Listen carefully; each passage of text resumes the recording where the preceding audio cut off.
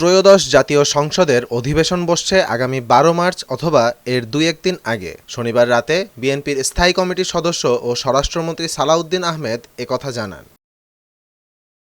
তিনি বলেন, নতুন সংসদের প্রথম অধিবেশনে স্পিকার ও ডেপুটি স্পিকার নির্বাচন করা হবে। অন্তর্বর্তী সরকারের সময় জারি করা অধ্যাদেশগুলো এ অধিবেশনে উপস্থাপন করা হবে। পাশাপাশি শোক প্রস্তাবও আনা হবে উল্লেখ করেন তিনি।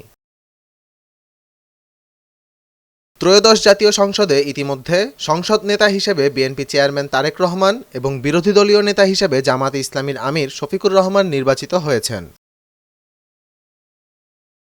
সংবিধান অনুযায়ী জাতীয় সংসদ নির্বাচনের ফলাফলের প্রথম গেজেট প্রকাশের ৩০ দিনের মধ্যে রাষ্ট্রপতিকে নতুন সংসদের প্রথম অধিবেশন আহ্বান করতে হয়। তিনি প্রধানমন্ত্রীর লিখিত পরামর্শ অনুযায়ী তা করেন।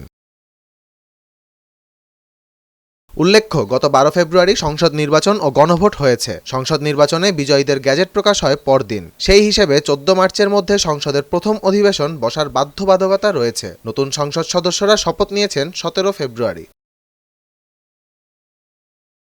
আহমদ জামিল হক, নয়াদিগন্ত।